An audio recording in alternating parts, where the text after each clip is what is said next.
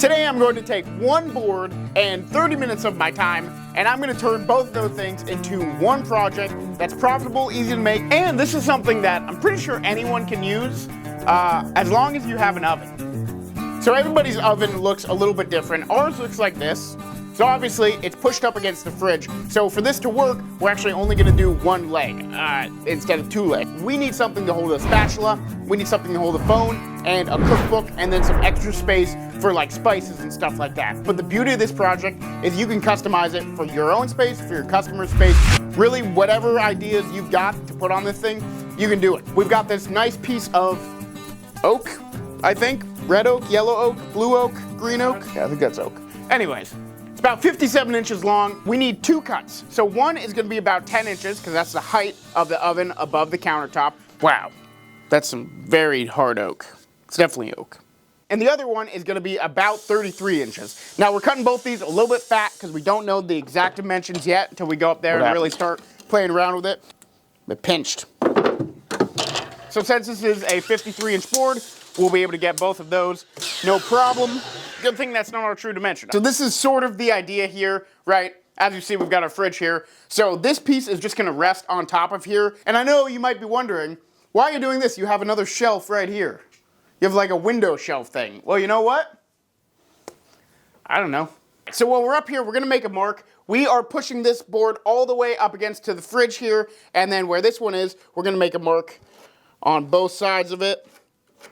That's where we're gonna cut our dado, so this can slide into it. We've got this much of a gap here, and we want it to be no gap. So, we're gonna take this out, and then we're going to measure right here. That is how deep our dado is going to be. And if you were doing this for two legs, you'd be doing this on two sides. That's just what's working for us right now because this stuff against here. Our fridge is not at a right angle, our wood is at a right angle. So now that we've got our marks and everything, John is walking backwards down the stairs. You got it, John. I will suggest if you have a client you're making this for, you got to go over and get all the dimensions or get them to email them to you. This is a dangerous game, you walking behind the stairs. Okay, I don't think we're going to use any of that, but... All right, now that we've got those measurements, we're basically just going to cut out that dado on here, slide this sucker in, and yeah, then we'll get to making the top look all nice and funky. You've seen us do a dado on this channel 1,000 times. Probably more like 17, but 1,000 times, we'll say. We set the stop so it can't go all the way down, and then we put our sacrificial piece back here, and now we're just gonna line up that line and start cutting. A little bit shy of that line over there. Make another cut.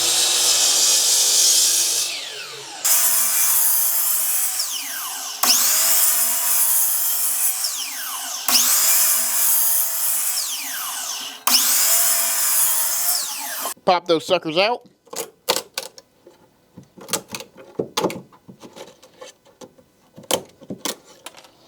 Now let's go ahead and chisel all this down, make it nice and smooth. All right, so we're making a slot right here for the phone. We've got our dado here, so we just want to make sure that we don't go any further over from where the dado is, but we want as close to the dado as possible, so we have enough room over here for more things. We're actually going to use our router to route a slot in the board. So I grabbed a piece of plywood that's 3/4 inches thick by 3/4 inches wide, grabbed my phone, and I just went like, yeah, it's a little bit bigger than my phone, great. Doesn't really matter how long it is, I just need to make two of them the exact same size. Then I can put those right there, make two that are at least longer than the edges, and boom, right there. That is my router jig. So now I need to double-side tape these and then put them down exactly where I want them to be. So you can measure out how far up or down you want it to be. We're just kind of going to eyeball it in the middle, but we are going to put something in the middle here to make sure that this slot is the exact same width all the way around. We've got these double-side tape down. I know I said this is a 30-minute project, but if you're not good at getting the piece off the double-sided tape, that is a 30-minute job in and of itself, getting these things done. Jeez. Okay, we've got that there. Now you can go ahead with a flush trim bowl bit, which we've got here, and you can just go to town on it, or you can work smarter and you can grab a Forstner bit that is at least a little bit smaller than 3/4 inches, because this 3/4 inch piece is how thick our slot is. So I'm just gonna drill in the middle here until What I think is this whole head of the bit is buried in the wood, and then stop. I don't want to go much deeper than that. It should look something like that. Now I'm going to set my depth of my router so the collar is just about on the base plate, equal to it, and then I'm just going to go in, route out that, go a little bit deeper each time. Probably take like 8 or 9 passes, but maybe more. We'll see. And just take your time, go slow. Don't try to do too much at once.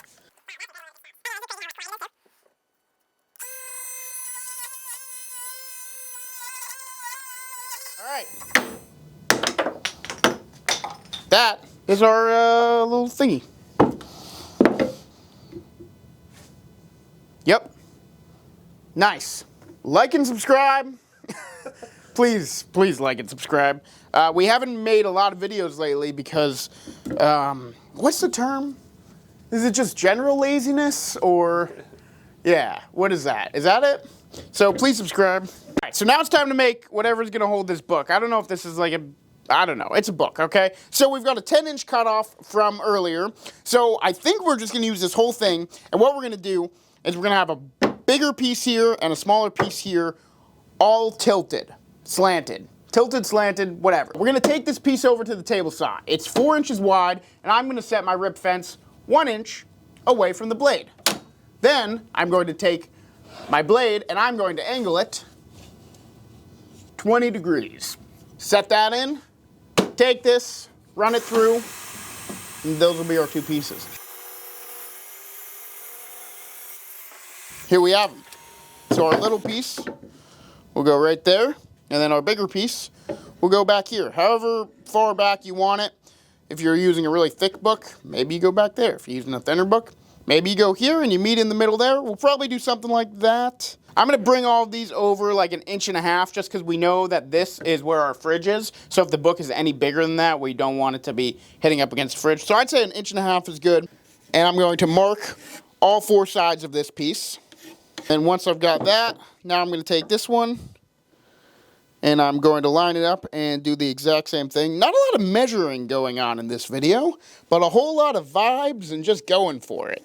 So we've made those boxes around here because what we're gonna do is do some pre-drills in them. So I'm gonna go to the back third right there, and that's where I'm gonna drill the holes. So I'm just gonna do 2 on each. These are just pilot holes that we're gonna drill into later from the bottom side. But if that doesn't make sense to you, you'll see in a second.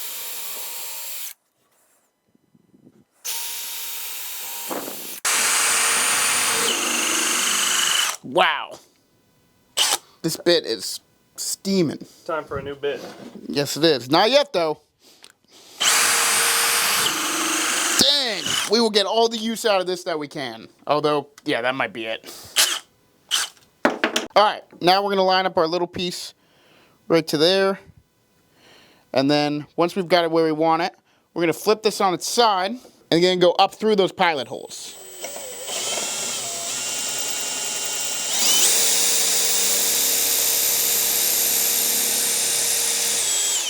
You don't have to go super deep, but just go up through them and then do the other one as well.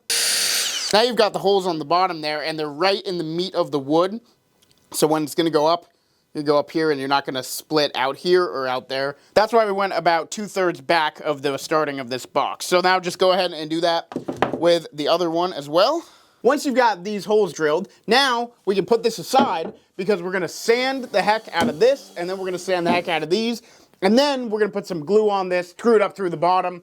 This part will be way easier because we've already got the pilot holes. So all you have to do is poke the screws through here, slap it on, sink them in, done. A little bit at a time. Do the same with the smaller one.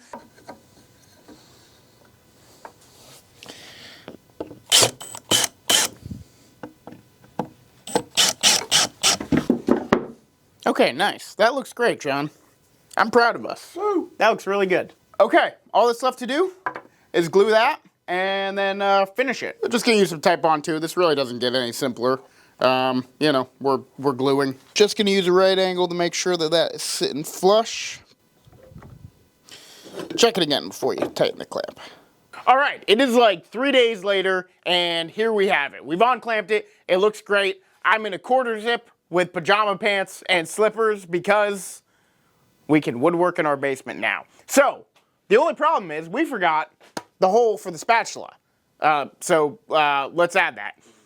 In a perfect world, you would have added this before, but we forgot. So, let's just put that leg there over the table like that. And let's drill a hole for the spatula.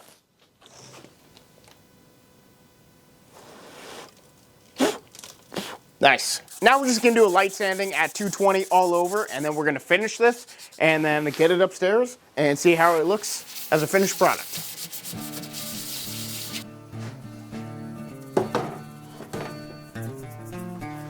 Spatula holder. Got the phone holder here. We'll go with the iPad there. Our most used spices.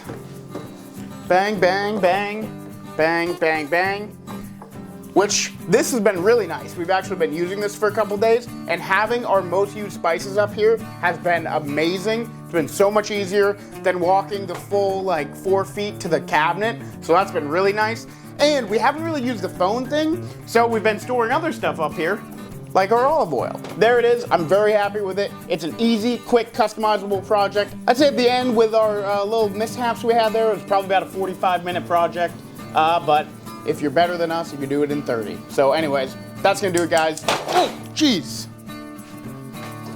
I just turned on one of the burners because I was leaning against it. All right, we'll see you in the next one. I wonder if you can hear that on camera. It started going beep, beep, beep. You know, it's tick, tick, tick. I thought I was gonna light myself on fire. Would have been pretty good for the video. All right, goodbye.